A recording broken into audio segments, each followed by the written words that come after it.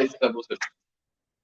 Básicamente, la clase esta es relativamente larga y es sobre un poquito sobre esto, sobre stroke isquémico y hemorrágico, fundamentalmente porque tiene que ver en el isquémico con más que nada protocolos orientados a hacer el diagnóstico del manejo agudo, y en el stroke hemorrágico ver medio que por arriba, como para hacerlo un poquito más corto, sobre tres cositas, que es hemorragia subaracnoidea, hematomas, tanto epidural y subdural, y la hemorragia intraparenquimatosa, un poco las cositas importantes del manejo agudo, ¿no?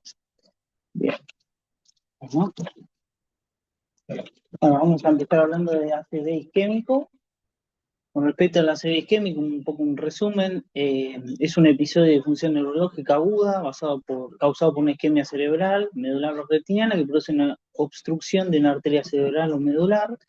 Es la principal causa de discapacidad y la cuarta causa de muerte en los países desarrollados. Se prevé que vaya aumentando con el correr de los años a medida que aumente la expectativa de vida de la población. Y con respecto a los avances de la medicina y el tratamiento del ACV isquémico, permite que la mayoría de los pacientes puedan sobrevivir a lo que es la etapa aguda. Bien, bueno, un poco la clasificación etiológica tenemos bien dos: isquémico hemorrágico, como dijo mi compañero, el isquémico en el 80% de los casos, el hemorrágico en el 20%, el isquémico puede ser focal o global. A grandes rasgos, el isquémico está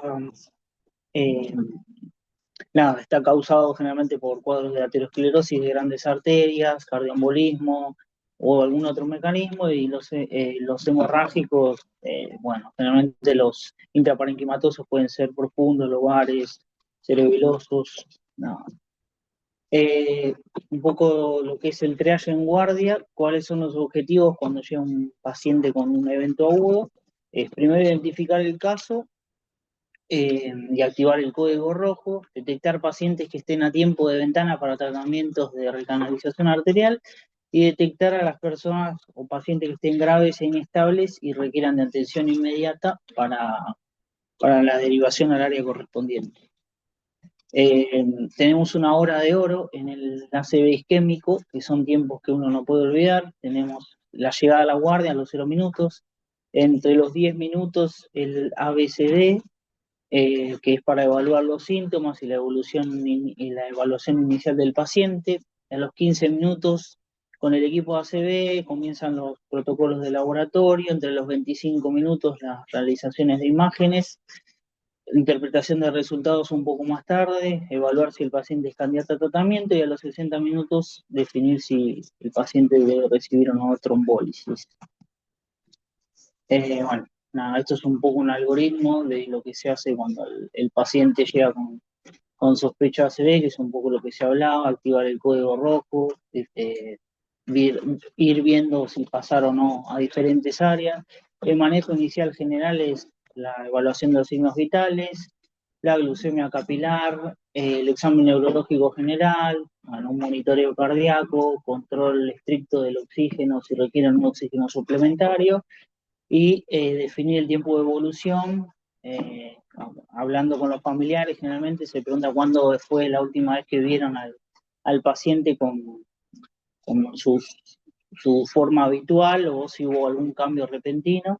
La escala de NHS que habitualmente utilizamos, que está un poco ahí resumida, básicamente, que son las preguntas habituales que uno hace para tratar de tener una puntuación, y en base a eso tomar diferentes medidas. El tratamiento básicamente es larguísimo, pero en resumen, se basa en reperfusión cerebral precoz y prevención secundaria, siguiendo diferentes algoritmos. En la fase aguda del ACV isquémico, el tratamiento está dentro de las primeras 4 o 5 horas, después de que se descarte siempre alguna hemorragia. La trombectomía mecánica aparece también. Esta se da cuando aparecen oclusiones de grandes vasos, idealmente siempre dentro de las primeras 6 horas. Lo que hablamos un poco antes, que tiene que haber un control estricto de presión, glucemia, temperatura, oxigenación y la prevención de las diferentes complicaciones. La prevención secundaria para controlar otros factores de riesgo, etc. Lo que es el concepto de la ventana terapéutica, para hablar un poco de lo que es la trombectomía mecánica y la trombólisis sistémica. Bueno, la ventana terapéutica es el tiempo dentro del cual el paciente es candidato o no a un tratamiento de recanalización específica. Así que, bueno, en base a eso, desde el primer momento que inicia los síntomas, bueno, uno empieza a partir de ahí a evaluar si es candidato o no a trombólisis sistémica o trombectomía mecánica. Tenemos una fase hiperaguda, que es el manejo inicial, que es estabilizar esto del paciente, el ABC, la vía aérea, circulación, cuando iniciaron los síntomas, un monitoreo estricto con electrocardiograma, presión arterial, saturación de oxígeno, la glucemia, los laboratorios urgentes que se hablaban dentro de lo que es la primera hora de oro, y las tomografías de cráneo sin contraste, que es lo principal, sobre todo para descartar algún tipo de hemorragia. Bueno, nada, después si existe, como en nuestro caso, las resonancias para difusión o perfusión para optimizar mejor los estudios. Después tenemos llegado el caso, se puede hacer trombólisis intravenosa. Las indicaciones son en casos de ACV isquémico con déficit neurológico significativo y que los inicios de síntomas estén dentro de las menores a 4 horas y media aproximadamente, que haya una tomografía que no evidencie una hemorragia en un infarto extenso, un poco la dosis de carga, las contraindicaciones absolutas que son el ACV hemorrágico, una cirugía mayor reciente, un RIN mayor a 1.7 o el uso de anticoagulantes orales y una presión mayor a 185-110 que no se pueda controlar. Después tenemos lo que es la trombectomía mecánica, en caso de que se requiera, es cuando hay una oclusión, como se había mencionado antes, de algún vaso de gran calibre, como la carótida interna o la arteria cerebral media, que los inicios de síntomas estén hasta las 6 horas. Bueno, puede combinarse a veces con el uso de trombólisis si está dentro del tiempo adecuado. Un poco lo que son los protocolos de Wake Up y Down. Los protocolos son estrategias clínicas basadas en estudios que amplían la ventana terapéutica para lo que fue el tratamiento del ACV isquémico agudo, donde se utilizaron técnicas avanzadas de imagen y a partir de eso se seleccionan pacientes que pueden beneficiarse todavía con lo que es la reperfusión, más allá del límite de tiempo clásico que son estas horas entre las 4 horas y media y las 6 horas. Así que nada, esto del protocolo Wake Up es se hace una resonancia de cerebro electrocorta a estos pacientes, se los evalúa ante el protocolo para determinar si el tiempo aproximado de inicio de la ACV, a partir de eso son o no candidatos para recibir la trombólisis sistémica. El protocolo DAN, en la diferencia, surge de un estudio en el año 2017 que cambió reglas importantes del tratado de ACV isquémico, sobre todo el límite de tiempo para realizar la trombectomía, que antes se pensaba que si un paciente llegaba más de 6 horas después del inicio del ACV no se podía hacer la trombectomía, pero no siempre es así, porque con los últimos estudios hay pacientes que se vio que aunque hayan pasado muchas horas de diferencia, tienen parte del cerebro que eventualmente pueden salvarse con este tipo de protocolo. Así que bueno, un poco también lo que se hablaba antes, esto de cuando aplica la oclusión de grandes vasos, entre 6 y 24 horas desde el último momento que se vio bien al paciente. Eso es un poco el resumen. Esto es un resumen de lo que es el tratamiento, un algoritmo que es enorme, está en la guía del manejo del hospital, es un poco lo que se había hablado antes. Después, si quieren, los paso. Y nada, esto lo agregué un poco en el contexto de lo que venía pasando. Se habló toda la semana, creo que con lo que ocurrió con la boxeadora, locomotora Oliveri, se hablaba un poco de cuáles son los factores de riesgos. Bueno, tenemos modificables, algunos que pueden ser o no, y otros que son no modificables para lo que es el ácido isquémico. Modificables, la hipertensión arterial, que es la principal causa, una fibrilación auricular, la diabetes, el tabaquismo, la obesidad, el sedentarismo, el consumo excesivo de alcohol, una dieta no saludable, las drogas vasoactivas como la cocaína, las anfetaminas, los parcialmente modificables, que son la apnea del sueño, enfermedades autoinmunes como lupus, la vasculitis, trombofilias o el uso inadecuado de anticoagulantes, y los no modificables, que son la edad avanzada, mayor de 55 años, sobre todo en sexo masculino, historia personal de ACV o AIT, accidente isquémico transitorio, antecedentes familiares de enfermedad vascular precoz, la raza, la etnia, que se da mayormente en población afrodescendiente, y mutaciones genéticas raras que también pueden provocar los cuadros. ¿No? Bueno, y un poquito después de la otra parte de sangrado cerebral, en realidad, un poquito más corto, como para cerrarlo un poco, si no la clase era muy larga, más que nada para hablar de estas tres cositas. De acá un poco, como había dicho Gonza, estos terminan siendo casi que entre el 15 y el 20% de los casos, son mucho menos, pero tienen mucha más mortalidad y el pronóstico es peor, no solamente por el foco neurológico, el daño neurológico que va a causar el sangrado, sino porque acá también vas a tener el efecto citotóxico de la sangre en sí sobre el parénquima y el efecto de compresión que va a generar por aumento de la presión intracraneana, porque a diferencia de la isquemia, el edema y la sangre sí van a generar un aumento de uno de los componentes dentro de la bóveda craneana, digamos. Entonces, eso también va a terminar generando que tengan peor pronóstico. Yendo un poquito uno por uno, de hemorragia subaracnoidea, un poco esto. ¿Cuáles son las principales causas? Están las traumáticas y las no traumáticas. Traumáticas, claramente un TEC. No traumática, la más importante, el 80% de los casos, la causa aneurismática. Y como para tener en cuenta, la mayoría de los casos, o gran parte por lo menos, son en pacientes femeninas entre los 40 y los 50 años, que es donde uno debería pensar más en esta patología cuando tiene una presentación clínica más típica, que más que nada hay que pensar en estas dos cosas. Lo típico que sabemos todos es lo de cefalea en estallido, que es un dolor de cabeza de intensidad 10 en 10, súbito, que el paciente describe como el peor dolor de su vida. Eso es lo clásico, digamos, pero también como cosas a tener en cuenta, esto de la cefalea centinela, que puede darse una cefalea de similares características, generalmente de 5 a 7 días previos a que se establezca el cuadro, que eso también es un poco la clínica característica, que se puede ver acompañado de esto, de foco neurológico, convulsiones, deterioro sensorio, náuseas, vómitos o signo de meningitis.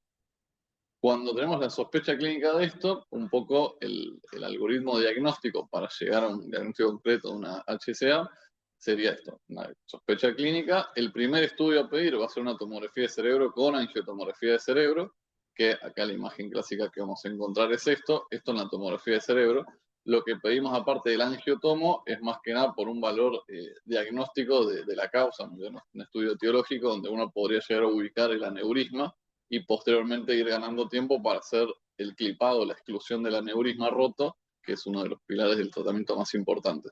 Por eso, como primer paso, siempre se pide no solo tomo de cerebro, sino la angiotomografía de cerebro con contraste, como digo, como para hacer también un estudio diagnóstico de la causa.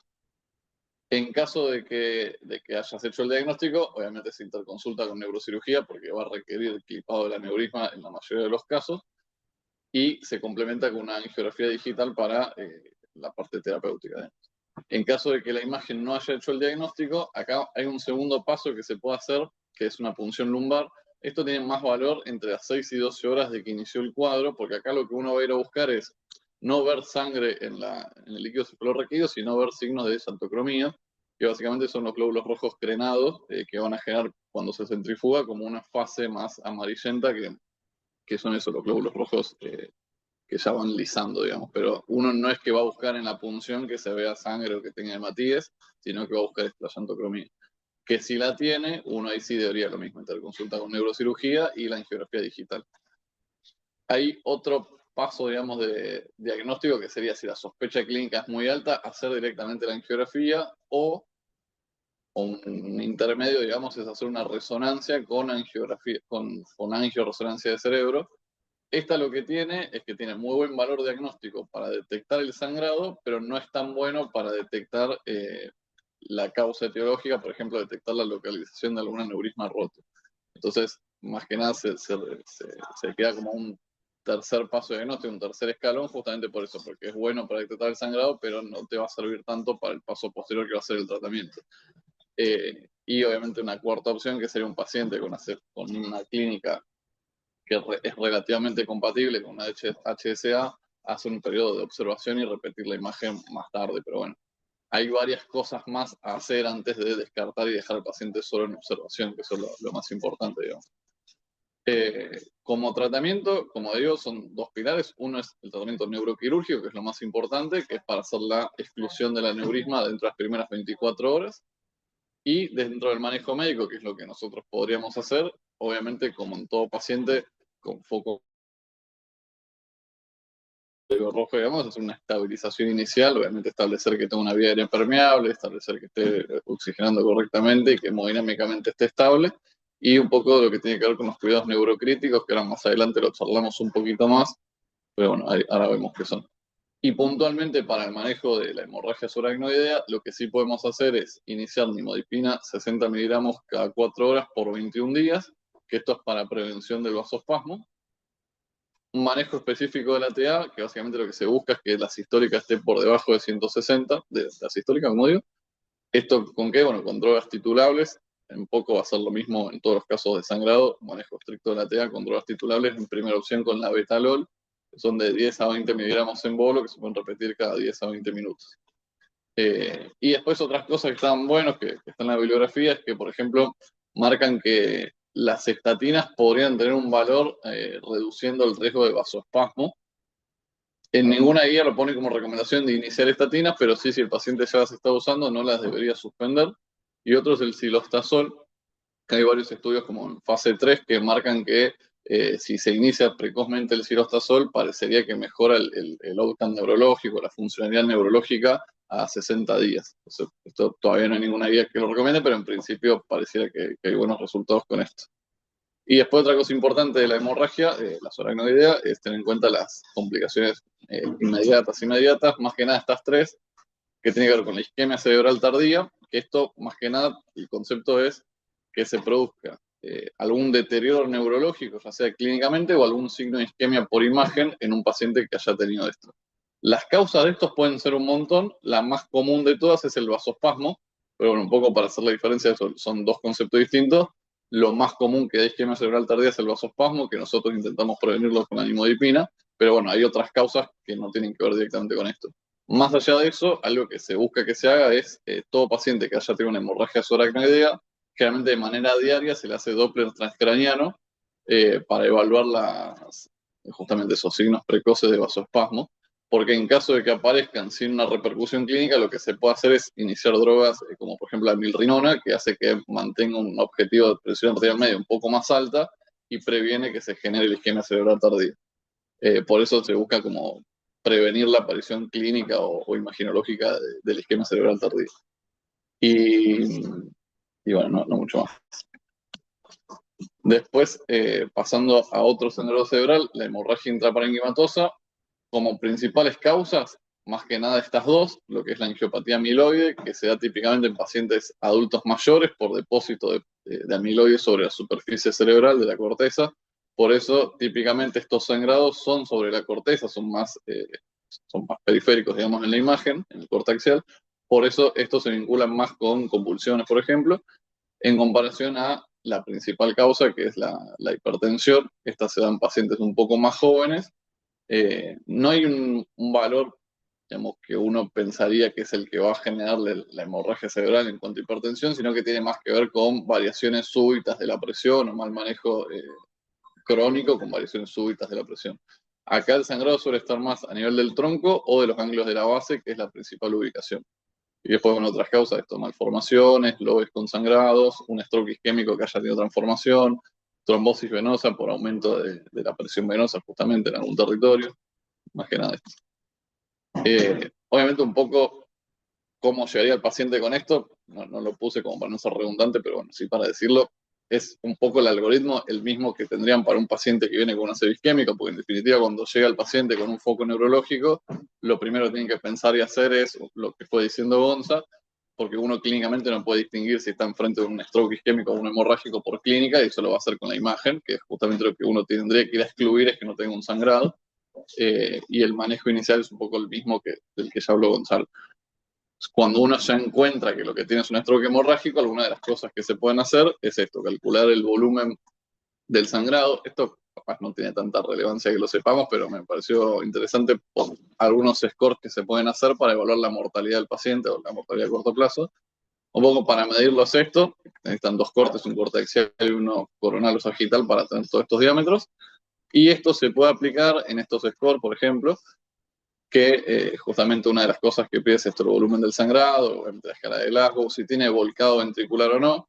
En estos casos, si tiene volcado, altera, por así decirlo, el circuito líquido cefalorraquídeo, generando más hipertensión endocraniana.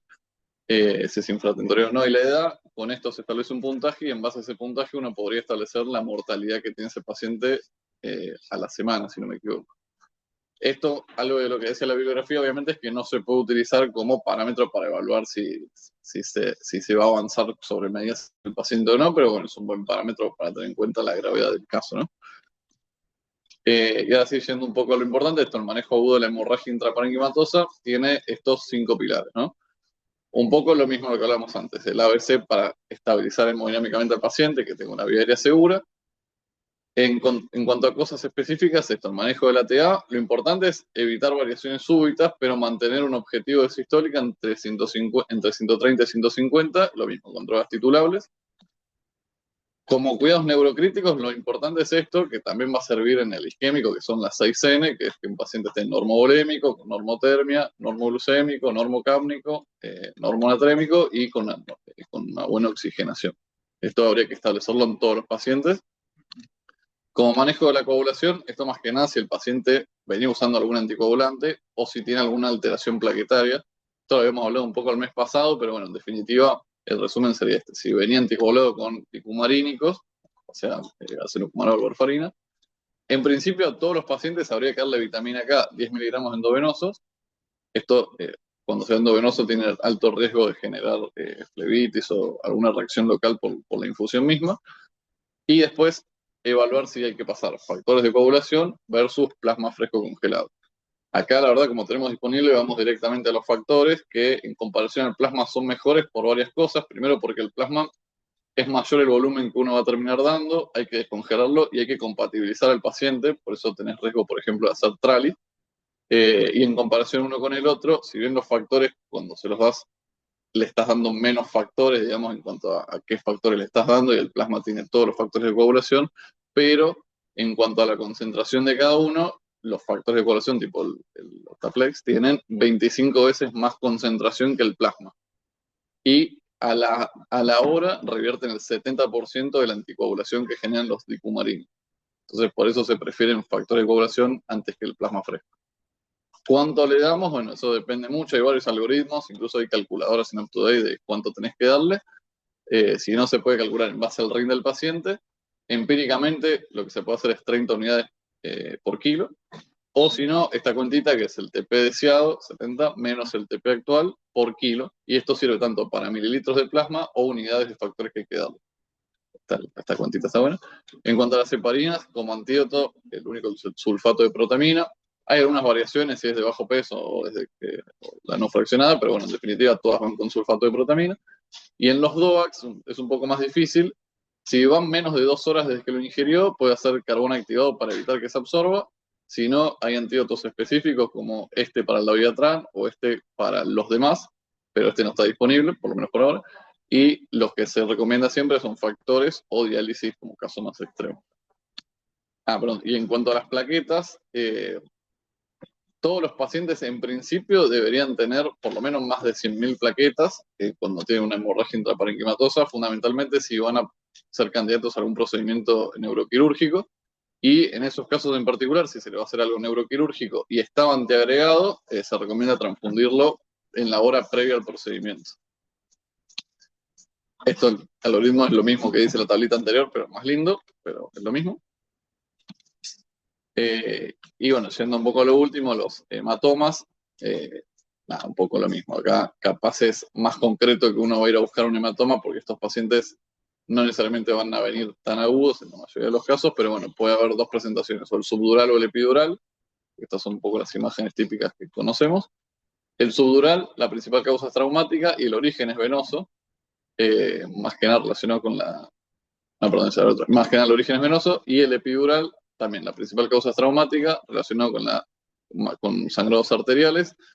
Y clínicamente tiene una característica que es esto, el intervalo lúcido, que es un paciente que de inicio tiene mucho deterioro neurológico, lo recupera por un breve lapso y después empieza a deteriorarlo progresivamente.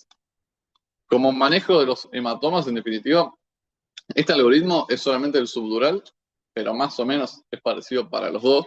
En definitiva, lo que hay que hacer es un poco lo mismo que veníamos hablando antes, una ABC, cuidados neurocríticos del paciente, revertir anticoagulación si es que la tiene, y obviamente evaluar con neurocirugía si son candidatos a algún tratamiento o no.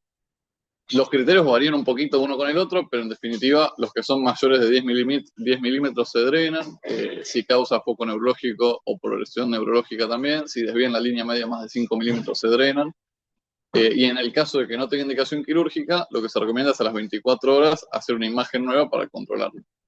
Si progresó en esas 24 horas, tiene indicación quirúrgica, y si no, bueno, ahí depende de cada paciente en particular cómo se va a hacer el manejo y el seguimiento.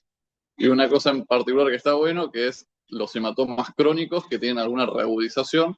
En esos casos, lo que se puede hacer es la embolización de la arteria meningia media como para prevención de resangrados en hematomas crónicos. Y no mucho más. Si no, ya era un montón y nada más. Ahí.